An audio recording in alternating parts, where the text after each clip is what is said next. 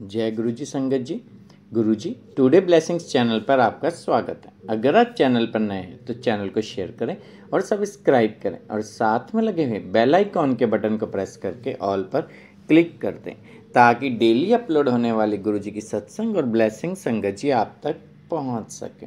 संगत जी, अगर आप इंडिया या इंडिया से बाहर दुनिया के किसी भी कोने में रहते हैं और गुरु जी के प्यारे से चैनल पर अपना सत्संग अपलोड करवाना चाहते हैं, पूरी दुनिया की संगत के साथ शेयर करना चाहते हैं, तो डिस्क्रिप्शन बॉक्स में दिए गए हमारे व्हाट्सएप नंबर या हमारे मोबाइल नंबर पर हमें संपर्क कर सकते हैं या अपना सत्संग वॉइस मैसेज के रूप में रिकॉर्ड करके आप हमारे व्हाट्सएप नंबर पर हमें भेज सकते हैं ताकि हम गुरु जी के इस प्यारे से चैनल पर आपका प्यारा सा सत्संग अपलोड कर सकें।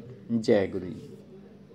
संगत जी, आज के सत्संग के बारे में ना मैं ज़्यादा कुछ नहीं कहूँगा, लेकिन सत्संग ना बहुत भोले भाव से सत्संग किया गया। ये सत्संग जो रिकॉर्ड किया ना आंटी जी ने, बहुत ही भोलेपन से सत्संग रिकॉर्ड है। संगत जी, आंटी अभी गुरुजी ने इनको अभी कुछ ही दिन हुए, महीने में कुछ ही दिन हुए संगत गुरुजी के साथ जुड़ी हैं आंटी, गुरुजी ने जोड़ा अपने साथ। और उनका जो अनुभव और उनका जो एक्सपीरियंस और आंटी ने जो संगत सत्संग शेयर किया है ना संगत जी आप सबके साथ, बहुत ब्यूटीफुल है। दिल को छू लेगा आपके सत्संग ये, कि कैसे गुरुजी ना अपनी संगत को रेड कारपेट पे बिठा के हर जगह सुरक्षित लाते और ले जाते हैं। संगत जी, सब ब्यूटीफुल सत्संग संगत जी, हर पल हर क्षण गुरुजी आपके साथ रहते हैं। वो कुछ ऐसा ही अनुभव इस सत्संग के अंदर है आंटी जी का संगत जी। और ये सत्संग हमारे साथ शेयर किया है दिल्ली से अनीता आंटी जी ने। हाँ जी,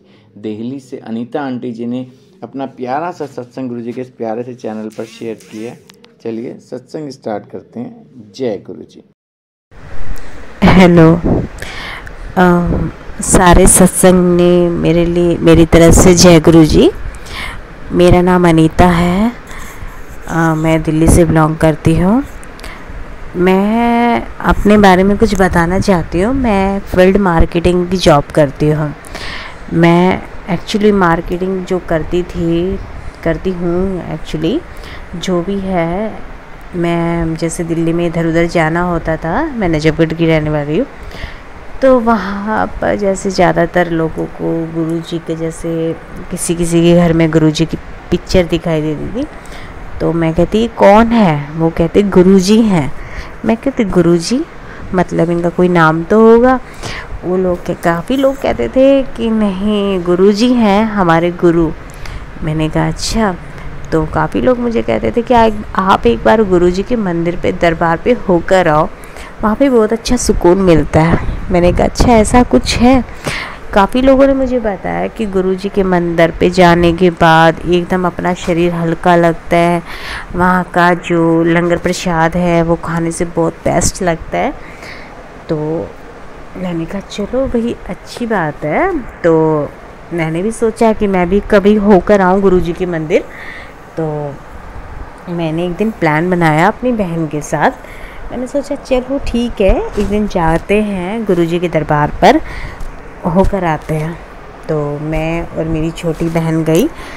तो एक्चुअली मुझे पता चला कि नजफगढ़ से जो बस जाती है वो 539 है बस का नंबर, वो जाती है। मेट्रो का रास्ता मुझे पता नहीं था।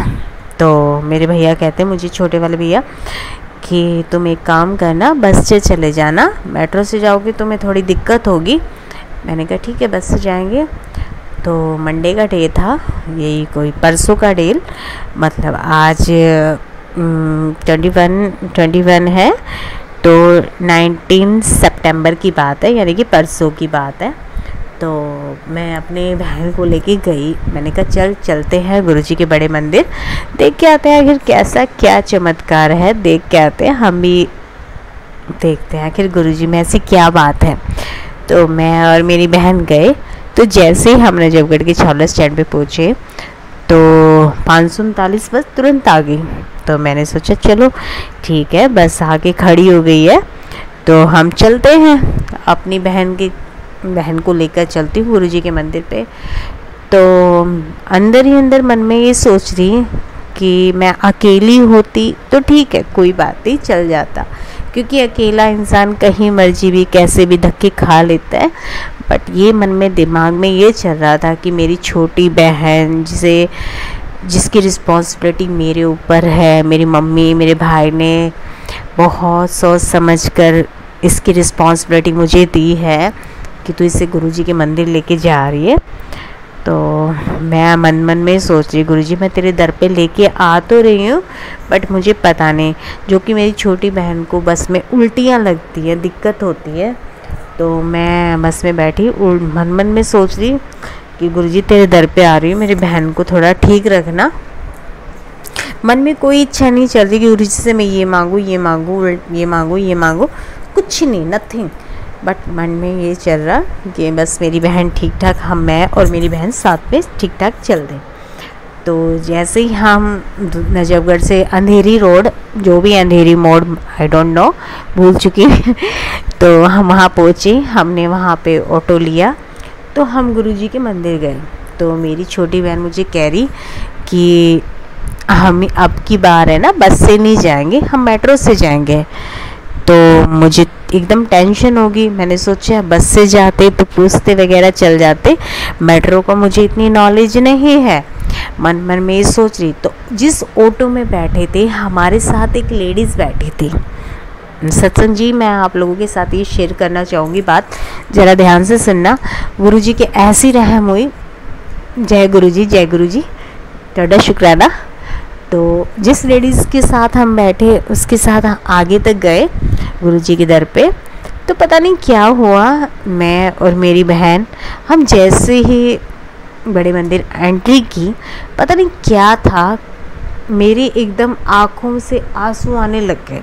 मैं रो रही, मुझे ये नहीं समझ में आ रहा मैं रो क्यों रही हूँ, किस वजह से रो रही हूँ, बट मेरी आँखों से आंसू बंद नहीं हो रहे।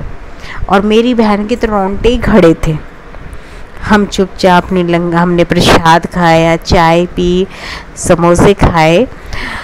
तो हमने बस प्रसाद वगैरह खा रहे, बट माइंड में कहीं ना कहीं ये थिंकिंग चल रही थी कि मेरी छोटी बहन ने मुझे ये कहा है कि बहन मैं बस से नहीं जाऊंगी, मैं मेट्रो से जाऊंगी।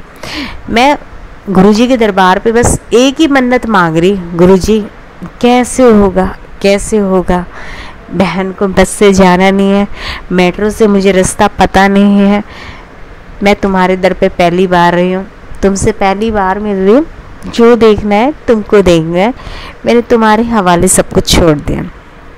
तो जैसे ही हमने दर्शन किए, गुरुजी के दर्शन करके हम जैसे ही बाहर निकले तो जाते ही टाइम एक ऑटो मिला। उस ऑटो में वही लेडीज़ मिली जो हमें आते टाइम मिले। मैंने उनको बोला मैडम आप? वो बोले हाँ जी मैंने कहा मैम। तो हम उस ऑटो में बैठे। मैंने उनको बोला दीदी मुझे है ना मेट्रो स्टेशन तक जाना है, मुझे द्वारका मोड़ तक जाना है, क्योंकि मुझे द्वारका मोड़ तक कैसे मेट्रो चेंज करनी है मुझे नहीं पता। उन्होंने मुझको बोला आप टेंशन मत लो, उत्तम नगर तक मैं आपके साथ चलूँगी। मैंने कही तो बहुत अच्छी बात होगी, क्योंकि उत्तम नगर तो मुझे भी पता है, रास्ता आगे तक का मुझे पता चल जाएगा। मैंने कहा चलो ठीक है, मैंने कहा चलो मैम आप चलो। आगे हम चले तो हमें लेना था मुझको और मेरी बहन को टोकन मेट्रो स्टेशन का।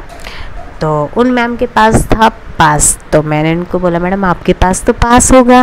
बोली हाँ जी मेरे पास पास है। तो उन्होंने तो मेट्रो में उस तरफ एंट्री कर ली, तो हमें टोकन की लाइन में लगना पड़ा मेट्रो के लिए। तो मैं काफ़ी देर टोकन की लाइन में खड़ी, दिमाग में सिर्फ टेंशन ये कि हाय गुरुजी मैं कैसे अपनी बहन को अपने घर लेके जाऊं। मुझे ये तो पता था चाहे कैसे भी दुख सुख पाके लेके तो चली जाऊंगी, पर दिमाग में ये थॉट थी कि घर वाले सोचेंगे कि पहली बार जा रही है अपनी बहन को लेकर, कैसे इसके साथ रहेगी, कैसे इसको लेकर आएगी। घर से बार बार मम्मी के फ़ोन आ रहे हैं, भाई के फ़ोन आ रहे हैं, पूछ रहे हैं तुम परेशान तो नहीं हो।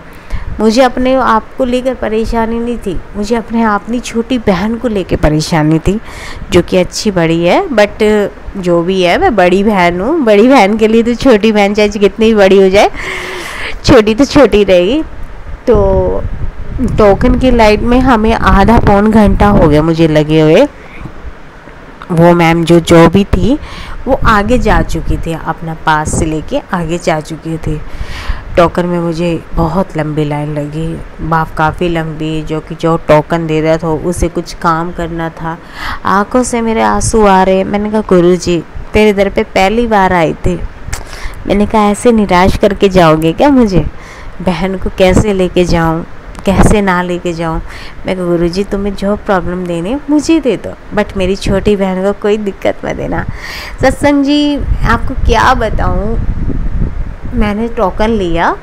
मैं जैसे अपनी बहन को लेके टोकन लेकर एंट्री की, ऊपर जैसे ही एस्केलेटर पे चढ़ी, वो लेडीज़ मेरे सामने खड़ी मिली।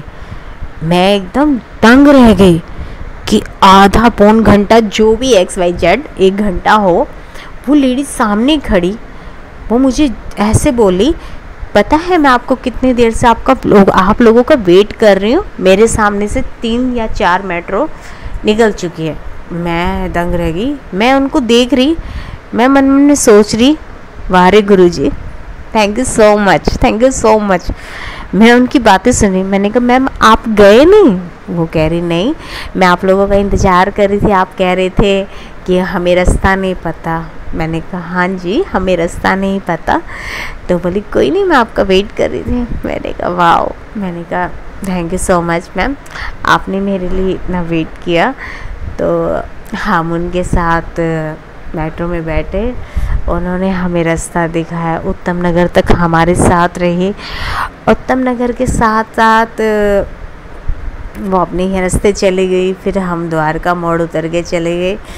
द्वारका मोड़ उतरने के बाद फिर तो बस बल्ले ही बल्ले, क्योंकि हमें अपने घर का रास्ता पता था, ना ही टेंशन थी। बट गुरुजी थोड़ा शुक्राना शुक्राना शुक्राना, क्योंकि फ़र्स्ट टाइम मैं आपके दर पे आई। जो मेरे दिल में जो भी दिक्कत थी, प्रॉब्लम थी कि कैसे मैं आपके दर पे आऊँगी, कैसे जाऊँगी, मुझे कुछ नहीं पता। थैंक यू सो मच गुरुजी, आपने सत्संग का ऐसे ही बेड़ा पार करते रहना। जो भी इच्छा है उनका कल्याण करना। थैंक यू सो मच गुरुजी, थोड़ा शुक्राना।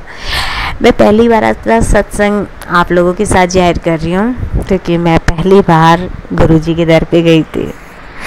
बाकी आप लोगों को जो भी अच्छा लगे best. Thank you so much, thank you. ओम नमः शिवाय। शिव जी सदा सहाय। ओम नमः शिवाय।